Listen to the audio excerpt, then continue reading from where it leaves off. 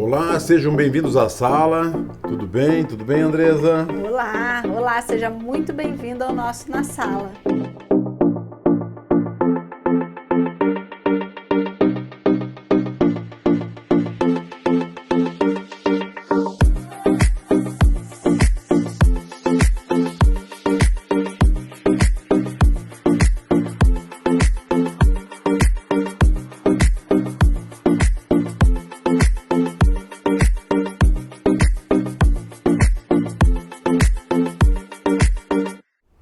Esse é o nosso encontro semanal, onde nós estamos aqui estudando a Palavra de Deus, onde nós estamos aprendendo mais sobre o livro de Gênesis, aquilo que o Senhor deixou registrado ali.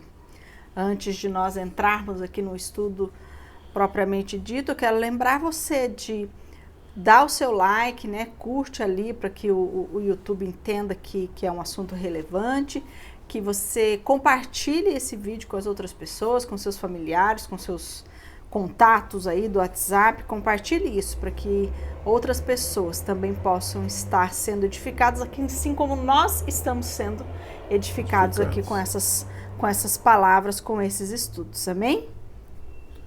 Amém. Vamos lá então? Vamos lá, E antes, hoje nós vamos entrar no Gênesis 37, vamos começar ali a história de José, né? O início da história de José aqui. Mas para que a gente consiga compreender o agir de Deus, para que a gente tenha uma visão mais clara sobre o agir de Deus na história, ali cumprindo o seu propósito para o povo escolhido, para aquele povo que Deus separou, eu quero voltar com você um pouquinho, alguns capítulos, para a gente ler o que Deus havia dito a Abraão. Lá no capítulo 15, então, abra aí comigo, capítulo 15, a partir do verso 14, eu vou ler aqui para nós, tá? Vou ler do 13 aqui para ficar mais, para a gente compreender melhor. Isso aqui aconteceu quando Deus está lá mais uma vez lá falando a Abraão sobre a aliança, sobre a promessa que ele estava entregando a Abraão. Olha então o que ele diz. Então o Senhor lhe disse: fique sabendo com certeza que a sua posteridade será peregrina em terra alheia, será reduzida à escravidão e será afligida durante 400 anos.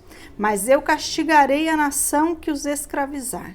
Depois eles sairão com muitas riquezas, e você irá para junto de seus pais em paz. Será sepultado em boa velhice. Na 4ª geração voltarão para cá, porque a medida da iniquidade dos amorreus ainda não se encheu.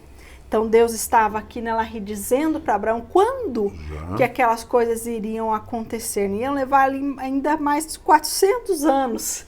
Ele estava falando ali com Abraão, o povo, a família, a posteridade ia ser escravizada pelo povo inimigo, mas Deus traria o castigo, traria a libertação, né? Então é para a gente entender que agora aqui, depois de tudo aquilo, né? Ali Abraão não tinha nem tido Isaac ainda, então depois de tudo isso que se passou, agora começa a acontecer isso que Deus tinha dito ali para Abraão no capítulo 15. E é isso que a gente vai ver aqui. Então aqui no capítulo 37, tudo que Deus falou ali nesse capítulo 15 começa a acontecer, né? Então a gente parou ali com o texto nos trazendo ali a descendência de Esaú. Falamos na semana passada sobre como Deus cumpre as suas promessas, né? Como apesar dos pesares, Deus sempre vai cumprindo as suas promessas na nossa vida. E agora nós vamos dar continuidade. Encerrou-se ali a história de Esaú, não vamos mais falar dele, ele não tem mais participação, mas agora a sua descendência fica, é um povo que vai guerrear com o povo de Israel ainda por muito tempo, vai demorar muito ainda para que o povo de Israel vença esse povo aqui, os descendentes de Esaú, mas agora o texto começa a nos contar a história de José e nos mostrar como aquilo que Deus falou lá para Abraão começa a acontecer, vai realmente se tornando real ali, né? Exatamente. Vamos lá então? Vamos lá. Eu vou ler aqui, Larry, até o verso 4, acho que dá pra gente falar alguma coisa aqui daí, né? Então vamos lá, abra sua Bíblia comigo, pegue aí o seu caderninho de anotação, faça desse tempo um tempo realmente de estudo, de meditação naquilo que a palavra de Deus está nos dizendo. A gente sempre fala aqui, não, Henrique, a Bíblia não é um livro para a gente ler corrido.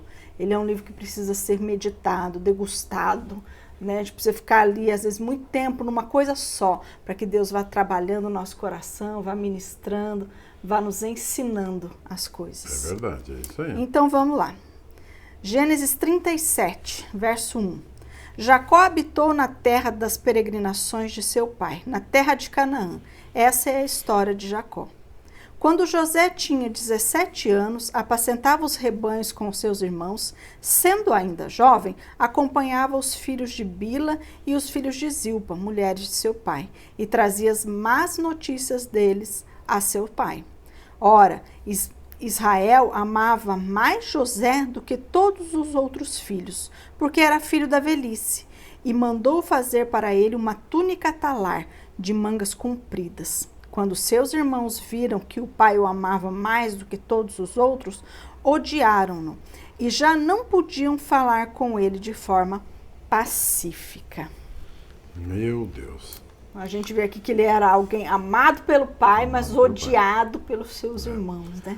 Uma coisa bem interessante, Andressa, que eu vejo, que José tinha 17 anos, né? Um adolescente. E é um adolescente, né? Como que é interessante que Deus usa, né? As pessoas que Deus usa nos processos dele, é muito interessante. Por exemplo, eu queria dizer, eu tenho aprendido muito isso na Bíblia, que Deus não pega, por exemplo, o engenheiro para construir o prédio, mas ele pega uma pessoa que não tem o conhecimento, inexperiente, né? incapaz, e ele ensina ele a construir o prédio, né? Então, nós vamos ver no decorrer de toda a Bíblia, Deus usando pessoas assim, sabe?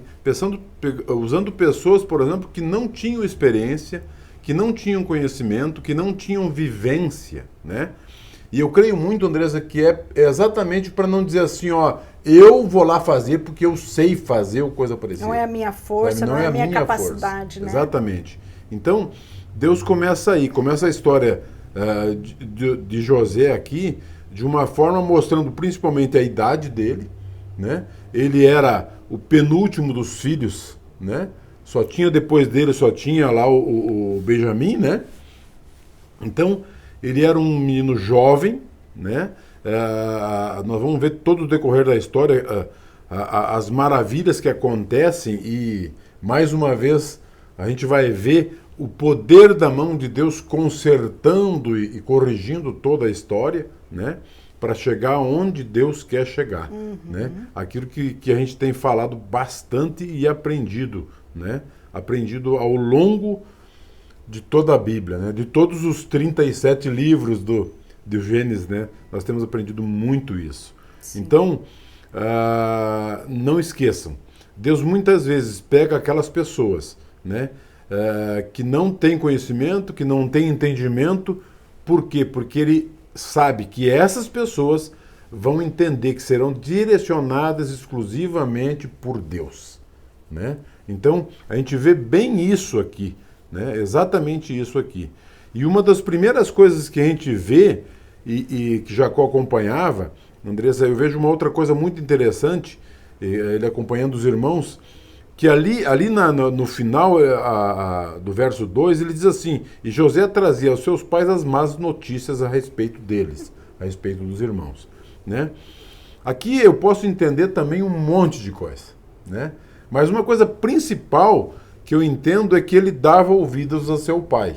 Ou seja, ele era um menino que ele não vinha ali trazer uma fofoca dos seus irmãos. Seguramente era alguma coisa que os irmãos estavam fazendo que o pai já tinha dito, né? Cuida lá.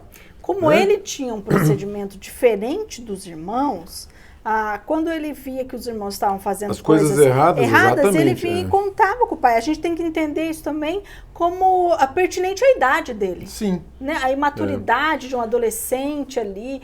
Pai, estão fazendo assim, né? Tal. Porque é que a gente nota, né, Andressa, e vai notar logo pra frente, que os irmãos deles não eram fáceis, né? Tanto é que depois, olha o que eles vão tentar fazer, Sim. né? Então, eu acredito que eles saíam bem fora da casinha, como a gente diz, né, no popular. Por isso que ele fazia isso. Sim. Mas aí eu vejo o amor do pai e tal, eu vejo, é lógico, né? Ele era filho da Raquel, então era da mulher amada, né, Andresa? Então era um menino mais novo e tal. Poxa, a gente sabe, né? Dos relacionamentos e sabe o que acontece nas próprias famílias em todos os dias, né? A gente vê esse tipo de coisa. Um pai, às vezes, pendendo mais para um filho do que para o outro filho e tal. São coisas até comuns que a gente encontra como no dia a dia, né? Como a gente tem né? que ter atenção como pais, né? Não é correto que um pai tenha Claro preferência por um outro filho, e a gente vai ver quantos problemas isso trouxe e quanta tristeza isso acabou trazendo para o próprio Jacó, né? E eu posso entender o seguinte, isso aqui é para mostrar, inclusive, para a gente que ciúmes acontecem, né? Eles tinham ciúmes do irmão, claro, muitas vezes nós temos ciúmes dos nossos irmãos. Eu sou de uma família de 6 irmãos, né? E sempre um agradinho a mais para um, um agradinho a mais para o outro. É normal você ficar com um ciúmes, mas um ciúmes aceitável, né? Não no caso como eles aqui, que eles odiaram, né?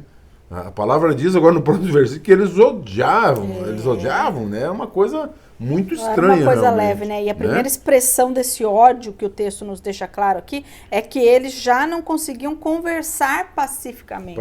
Não existia uma conversa entre os irmãos com José, né? Já foi dando tudo ali. As virtudes que José tinha, a prontidão em obedecer o pai, as coisas boas que ele fazia, acabava que por espelhar, mostrar a maldade dos irmãos. Né? Tudo aquilo que ele tinha de certo acabava com deixar mais à vista o de errado que os irmãos tinham, né? Exatamente. E os irmãos acabavam que não tinha José como um irmão, como um amigo, mas como um concorrente, como um rival ali, né? Eu vejo até mais ou menos assim, sabe, Andresa? Quando você conhece Deus, quando você começa a viver as coisas de Deus, você nota que muitas vezes até os teus próprios irmãos eles ficam arredios a você, quando eles não conhecem a Deus também, né?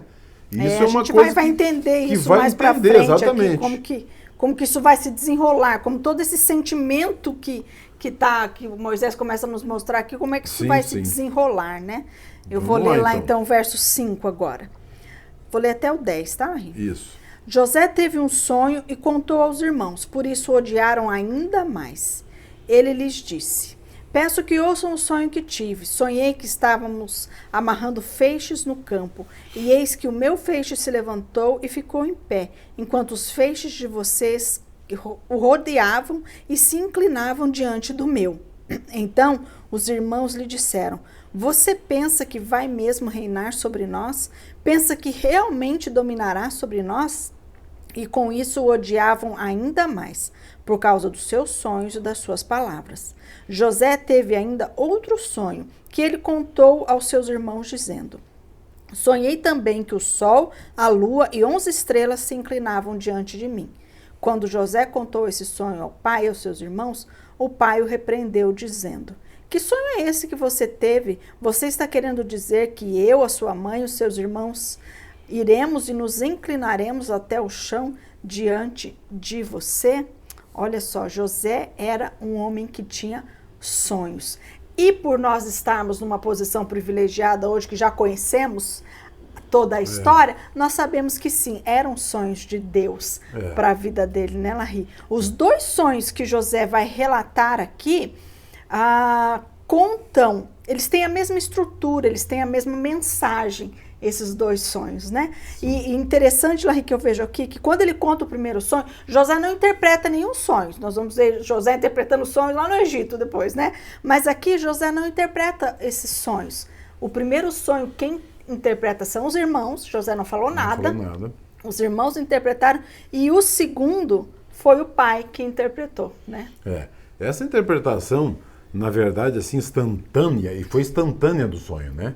Normalmente se pensa, se analisa e tal. Os irmãos já foi uma interpretação. Já entenderam na hora o recado. Né? Por quê? Na verdade, Andressa, dá para entender que essa atividade que eles faziam era uma atividade corriqueira na vida deles, né?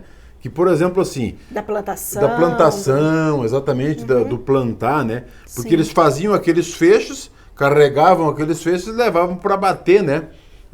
Depois bater na pedra para tirar o grão, né? Hoje as máquinas fazem isso tudo automaticamente, né? Sim. Então, eles entenderam e já viram ali, pela interpretação, que foi instantânea deles mesmo, o que ele estava dizendo. Né? Espera um pouquinho. Esse irmão, primeiro eles já odiavam ele.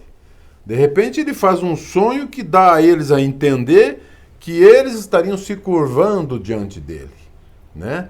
Aquilo ali deve ter ficado no coração daqueles irmãos que já tinham um coração duro, né? Um coração peludo, já devem ter ficado de uma forma, meu Deus do céu. O fato né? dele não ter guardado para si o sonho que Deus deu a ele, agravou muito a situação dele. A relação ali, né? Um ensinamento que eu tenho também, Andressa, em relação a esse versículo, é que quando você tem uma verdade, né? E você fala a verdade, as pessoas começam até a te odiar, né? A própria palavra de Deus fala sobre isso, né? As pessoas olha o que começam o texto, a odiar olha o que o 11 vai nos dizer. E depois perseguem, né? Porque os irmãos, além de estar odiando ele, começaram a ter uma espécie de uma perseguição, sabe? Querendo contra ele, né? Sim. Por uma verdade que ele estava falando. Claro que eles entenderam dessa forma, e no segundo sonho aí, né, já deu para mostrar. Aí chegou primeiro era eles, e depois era o pai e a mãe deles também, né? Sim. Que todos eles se curvariam entre eles, né? Então realmente foi uma coisa bem pesada, realmente. Olha o que né? o verso 11 conclui pra gente, então, aqui, olha. Os irmãos tinham inveja dele. O pai, no entanto, guardou aquilo no coração. Os irmãos tinham inveja dele. Aquele ódio, aquela hostilidade se tornou inveja e ciúme, né? E percebe, Larry, como é muito mais fácil a gente sentir inveja de quem anda corretamente do que a gente seguir os passos daquele que está andando correto, sabe? Às vezes você tem inveja de alguém que está prosperando naquilo que está fazendo, mas você não quer andar no caminho que ele está andando. Você não quer fazer as coisas da forma que ele está fazendo. Por causa de todas as situações aí que a gente já relatou ali, né? Todas as questões, o ódio e o ciúme que os irmãos tinham por ele, eles não conseguiam enxergar, por exemplo, o que a gente já sabe que significa esse sonho, né? Que José, na verdade, vai ser aquele que vai salvar toda essa família, vai ser o salvador do mundo ali, vai ser José. Mas os irmãos, eles não conseguiam enxergar isso, né? Por causa da inveja, por causa dos ciúmes. Mas aí eu faço uma pergunta para nós. Nós conseguiríamos? Como nós agimos quando vemos uma pessoa se destacando em algo, quando a gente vê uma pessoa sendo levantada por Deus para alguma coisa? Será que a gente agiria como uma pessoa que está tendo a visão daquilo que Deus quer fazer através da vida daquela pessoa? Ou a gente se portaria como esses irmãos aqui, né? O pai, apesar de ter repreendido o filho, ele fica refletindo, né? A Bíblia fala que ele guardou aquilo no coração, ele vai refletindo. Mas e nós? Como é que nós teríamos, como é que nós nos comportaríamos? Como nos comportamos, né? O pai aqui teve uma atitude sábia, né? Ele guardou no coração para evitar, inclusive, de pôr para fora, porque eu também acredito que até ele deve ter ficado, né, naquele momento. Apesar que, assim, sempre quando alguém tem uma revelação de Deus, Andressa, e conta para um outro alguém que também tem um relacionamento, dá uma paz naquele coração, a pessoa fica de uma forma diferente, ela aceita de uma forma diferente, né? Mas esse caso aqui que você comentou é um caso muito sério que acontece nos nossos dias, né? Às vezes uma pessoa está fazendo um processo na internet, uma live e tal, e a maioria dos irmãos não estão lá, não estão apoiando, não estão, né? Por quê? Por que acontece essas coisas? Por que nós, os filhos de Deus, não nos unimos para poder levar a todas as pessoas a palavra do Senhor? Acho que o reino de Deus vai crescer com disputas, com divisões, e não é assim que funciona. E não é assim que funciona, né? Quanto mais cada um nós fazemos parte do corpo, né? Partes do corpo, um é a unha, o outro é o dedo, o outro é o braço, o outro é a perna, e todos nós andamos em comunhão, nós temos que estar juntos, não é verdade? É isso mesmo. Imagina aqui se eles tivessem um entendimento de chegar para o irmão deles, não, poxa vida, como que vai ser isso? Que sonho é esse, né? Vamos tentar entender esse sonho. O que é isso, por que, que é isso? E por que é dessa forma, né? Mas não. A inveja, os ciúmes, né?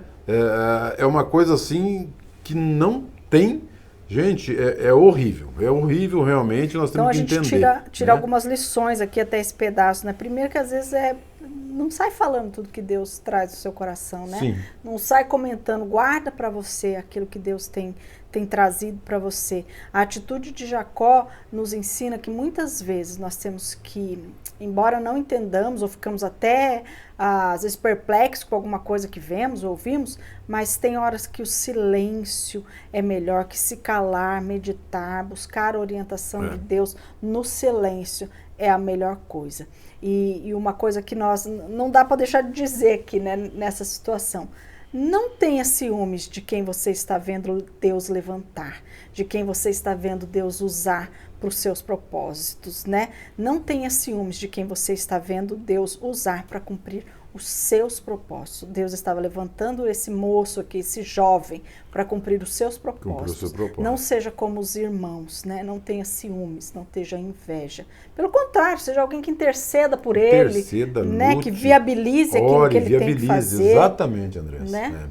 Empurre esse irmão, ajude esse irmão. Exatamente, não queira jogar ele numa cisterna. Faça parte desse corpo, exatamente. Como a gente vai ver aqui, Vamos né? lá. Vamos lá então. Verso 12. Como os irmãos foram apacentar o rebanho do pai em Siquém, Israel perguntou a José: os seus irmãos não estão apacentando o rebanho em Siquém? Venha, pois, vou mandar você até eles. José respondeu: eis-me aqui. Israel continuou: vá agora e veja se está tudo bem com os seus irmãos e com o rebanho e traga-me notícias. Assim o enviou do vale de Hebrom e foi até Siquém.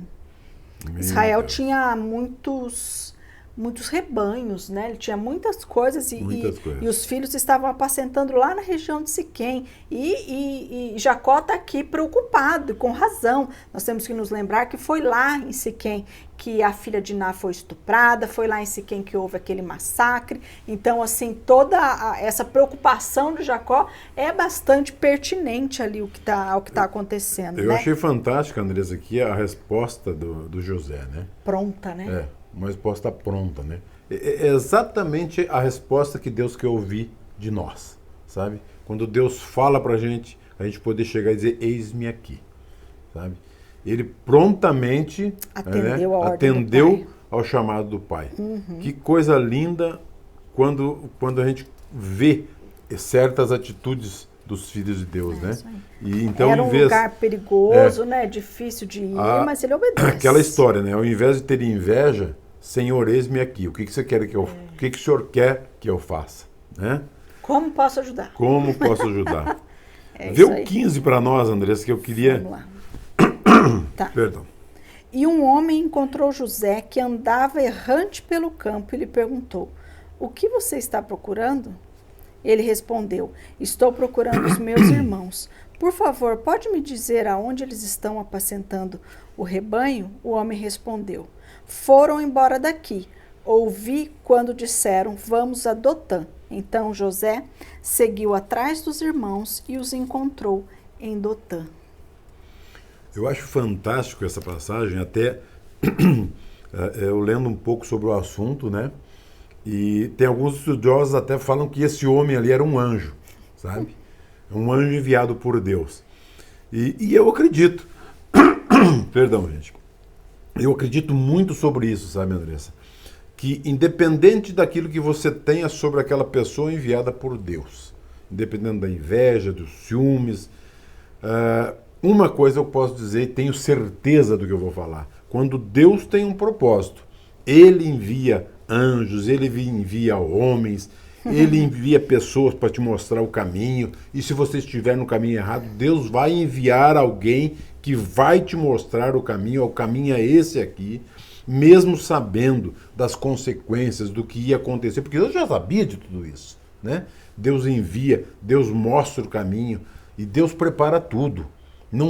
Nós não precisamos nos preocupar, sabe, Andressa? Sim. Às vezes a gente fica com medo por causa da inveja, disso, daquilo. Gente, quando Deus está no negócio, Ele envia todos os socorros, todos aqueles para nos orientar, todos aqueles para nos encaminhar exatamente aonde Ele quer.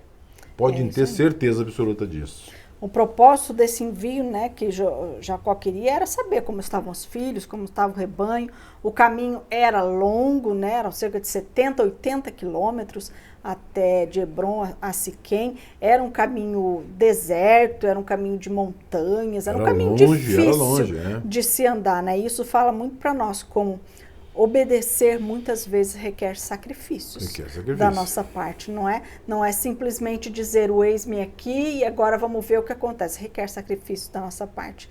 Tem uma frase do reverendo Hernandes Dias que ele diz assim: o caminho da obediência nos leva sempre mais além para fazermos a vontade daquele que nos enviou.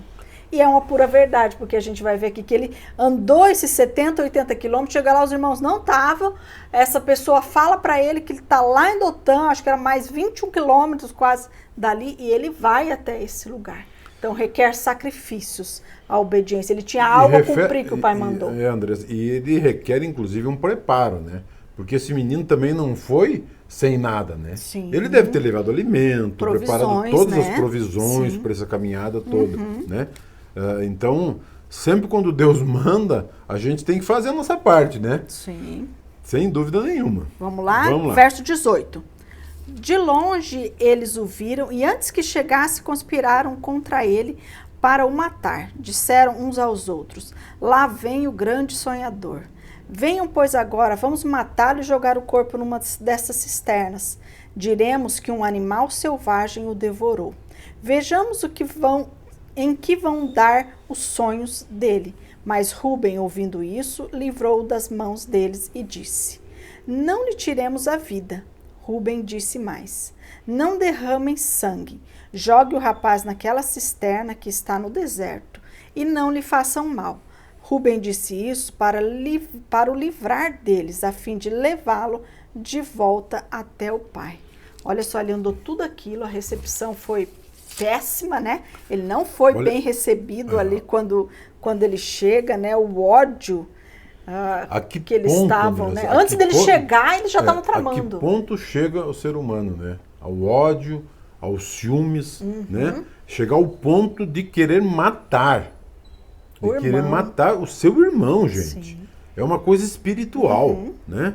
Mas olha, sempre, né? Porque o nosso Deus, ele sempre intervém, né? Sempre ele intervém.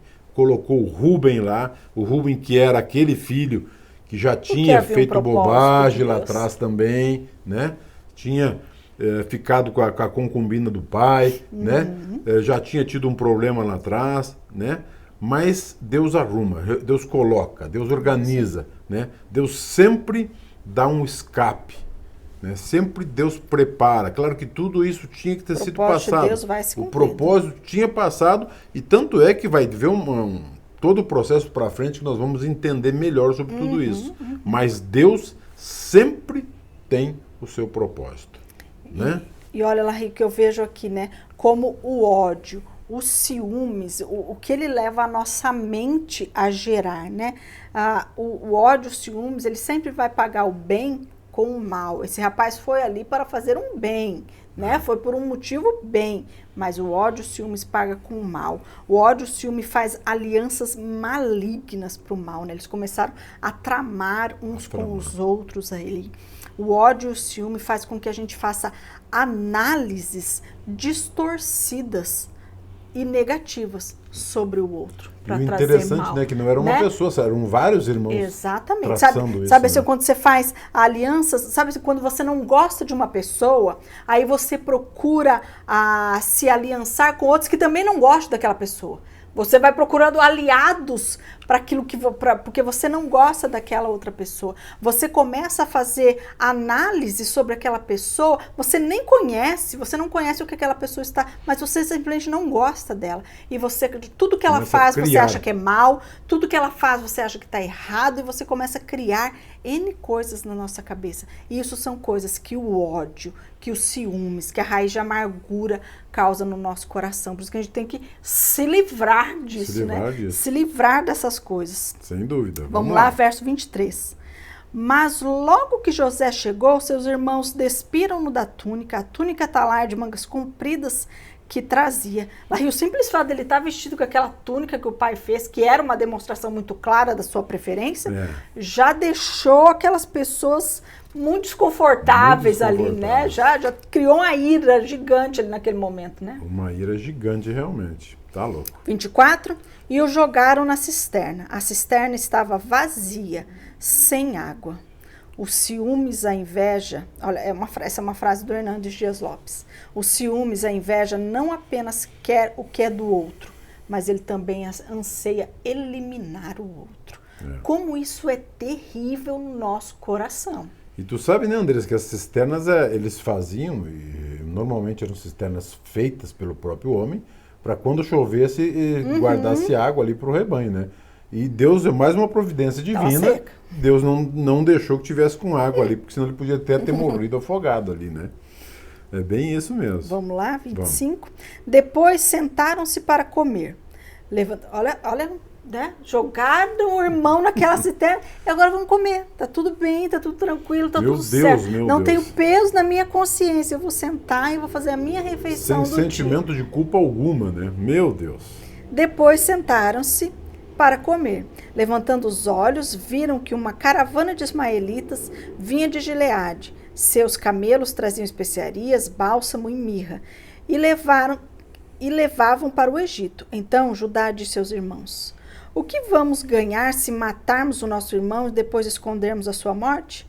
Venham, vamos vendê-lo aos ismaelitas. Não lhe façam mal, pois é nosso irmão e é do nosso sangue.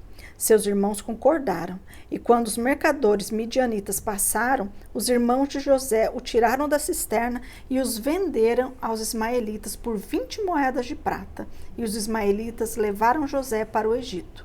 Quando Rúben voltou à cisterna, eis que José não estava nela. Então rasgou as suas roupas e, voltando aos seus irmãos, disse: o rapaz não está mais ali. E agora, o que eu vou fazer? Meu Deus. É uma coisa assim, cada vez, né? Mas olha só, Deus continua usando, né? Você vê, Deus agora, como o Rúben não estava ali, porque o Rúben se afastou deles, Deus usou Judá também. Levanta né? um Não, lá vamos levantar, líder, vamos vender e tal. Sempre Deus coloca um no meio, né, Andresa? E assim foi. Assim foi, e aí, pela graça de Deus, realmente foi Deus conduzindo aonde Deus queria levar, inclusive, José. Não é verdade? Exatamente. Então é todo um processo onde a gente vê as coisas do Senhor acontecendo o tempo todo e a mão do Senhor, na verdade. Do Senhor o tempo não é verdade? Todo, né? 31. Então pegaram a túnica de José, mataram um bode e molharam a túnica no sangue. E enviaram a túnica de mangas compridas ao pai com este recado: achamos isto, veja se não é a túnica do seu filho.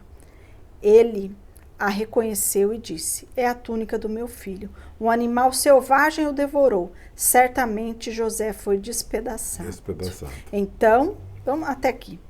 Olha só, né? Olha que situação. O velho Jacó, que tinha enganado o pai e o irmão lá no passado com peles de cabrito e a roupa do irmão Esaú, agora ele vai ser enganado pelos filhos com o sangue de cabrito e a roupa do filho. Né? Então a gente olha assim, ó, que aos olhos humanos, José está colhendo aquilo que ele, Jacó está colhendo aquilo que ele plantou. Mas aos olhos divinos é o propósito de Deus, um propósito maior de Deus que está acontecendo aqui nesse momento, né? E a gente vê, né, que pessoas assim, elas não medem, né, Andresa, as consequências das suas atitudes, né? Olha tudo que eles estão fazendo e aí eles estão, é um abismo puxando o outro, né?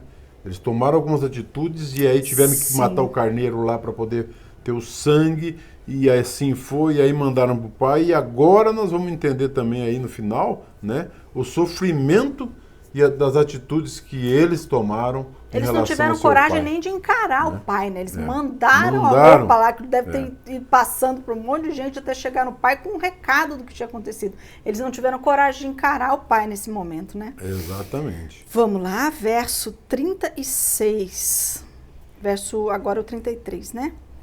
Então, já 33, isso, vamos lá. Vou ler aqui o 35 agora. Todos os seus filhos e todas as suas filhas vieram para o consolar. Ele, porém, recusou ser consolado e disse: chorando descerei à sepultura para junto do meu filho. E continuou a chorar pelo filho. Enquanto isso, no Egito, os midianitas venderam José a Potifar, oficial do faraó, comandante da guarda. Oh, meu Deus. Mais uma vez a gente está vendo aqui, né, que a insensatez, a maldade humana não pode anular, não pode interferir nos planos, no propósito de Deus. Propósito de Deus. Né? Quando José que é vendido pelos midianitas lá para Potifar, né?